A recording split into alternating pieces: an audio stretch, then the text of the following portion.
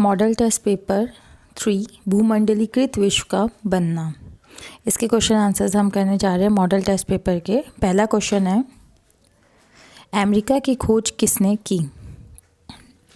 Christopher Columbus. Henry Martin Stanley कौन थे? पत्रकार और एक खोजी। विश्वव्यापी आर्थिक मंदी का सबसे बड़ा असर पड़ा अमेरिका में।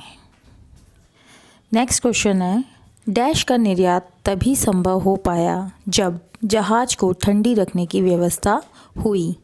मांस का। किस वर्ष में विश्वव्यापी मंदी अपने चरम पर थी? 1931। नेक्स्ट है, प्रथम विश्व युद्ध किन दो गुटों के बीच रचा गया था? मित्र राष्ट्र और केंद्रीय शक्तियों के बीच लड़ा गया। रिंडरपेस्ट क्या है? छोटे सींग वाले मवेशियों में होने वाला रोग। आर्थिक महामंदी कब हुई और ये कब तक रही? आर्थिक महामंदी 1929 से शुरू हुई और 1930 के मध्य तक हुई। द्वितीय विश्व युद्ध के बाद कौन सी महाशक्तियों का उदय हुआ?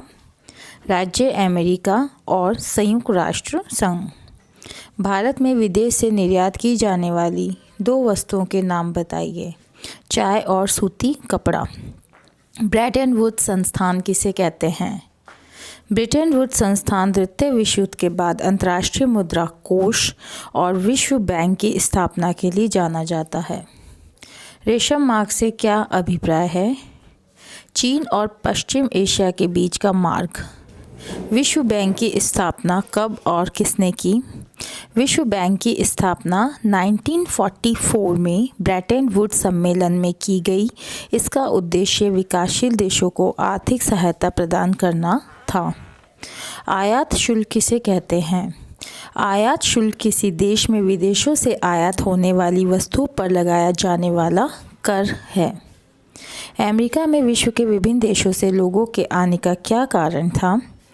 अमेरिका में विश्व के विभिन्न देशों से लोगों के आने का कारण था अमेरिकी स्वप्न, यानी अच्छे रोजगार, अधिक अवसर और बेहतर जीवन की तलाश करना। कैनाल कॉलोनी से क्या अभिप्राय है?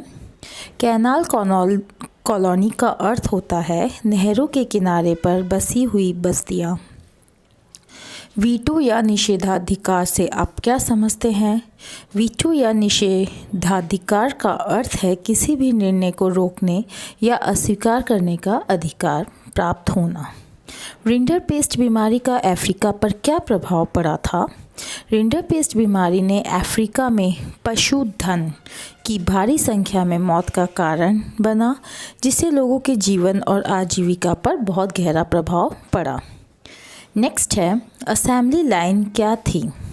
असेंबली लाइन एक उत्पादन प्रणाली थी जिसमें वस्तुओं को बनाने के लिए श्रमिक एक निश्चित क्रम में काम करते थे।